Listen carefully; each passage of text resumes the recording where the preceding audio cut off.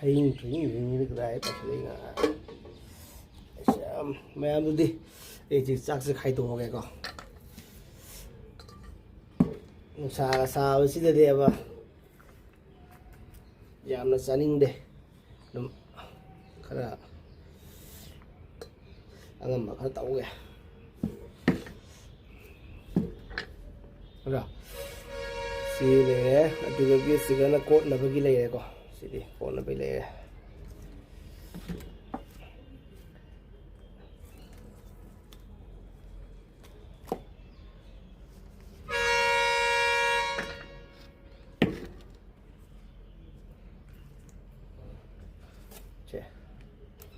chị để đây đây xin là mẹ nó sẽ lấy con mẹ nó sẽ xoay từ mẹ là cái chỉ có từ mẹ là cái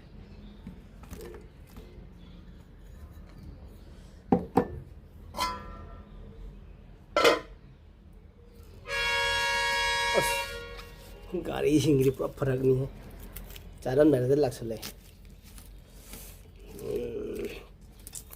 ngay là rau đi cô thì ngay thì tung rau đi mà cô cái gì một lọ căng mà thau đồng ngâu là cái mì đi simple như cái gì thau cái mua rau thì chỉ hay nâng chỉ tao đi thau rằng cái thau mà rau đấy mấy em tôi đi ngay xí gì mình là chỉ có tôi đi khơi nụ pin nó thùng mà cái nó đó khơi gì chicken boil chicken tôi nêu cô tôi này là sẽ trả tôi sẽ rồi chỉ tên này spring onion cái cắn này lấy ra này cô chỉ lấy ra đấy rồi thì chỉ có đây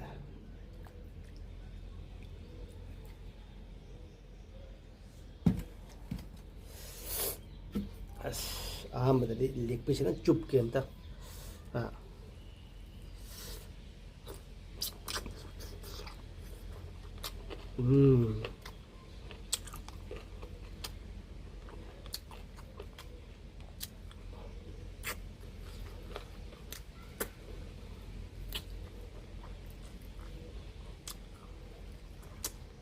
hảo đấy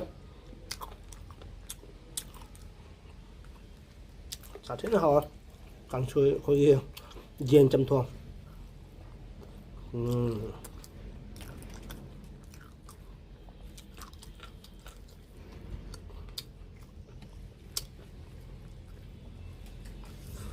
cha cái lưỡi này có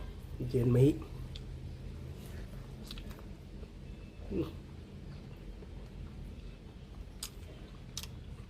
gì nào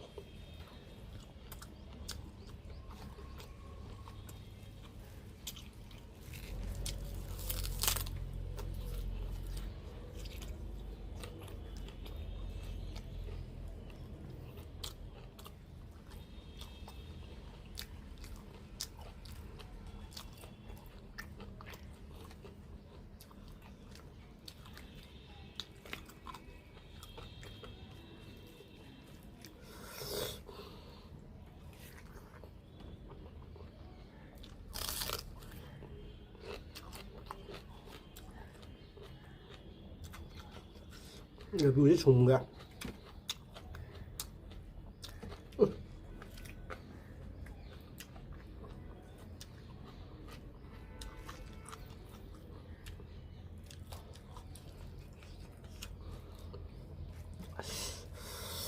hỏi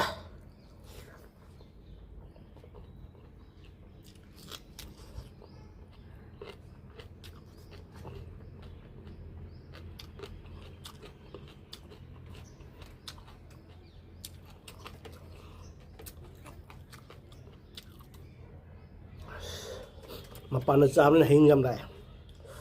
ꯇꯟꯖꯜꯂꯛꯑꯦ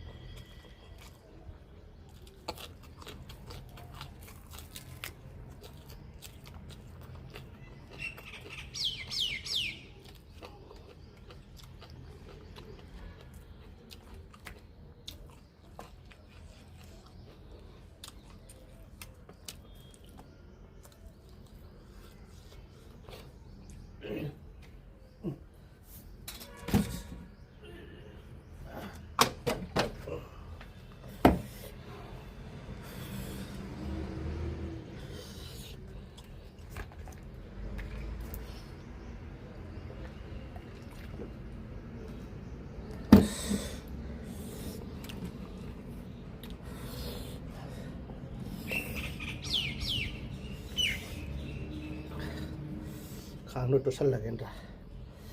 तुमने थमगे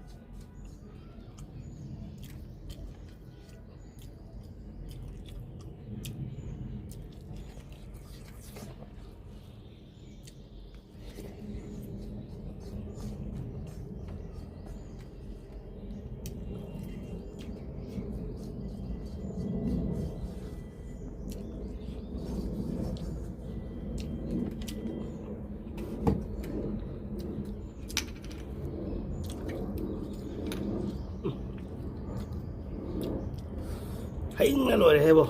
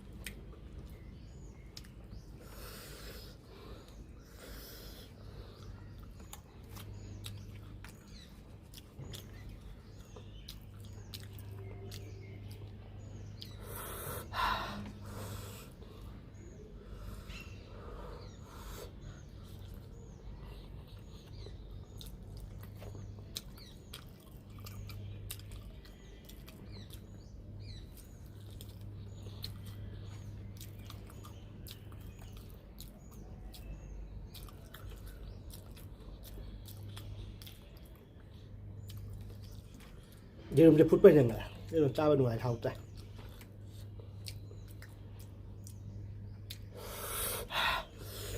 jadi mẹ em tôi đi cái mù bằng gì mà tăng sẽ đây rồi xin đấy mẹ em này cái mù bằng chứ nung ai biết ta cái đây ăn cái chân kinh của cho nên là sẽ support được đó ăn mẹ em không đó còn đấy thank you so much Jane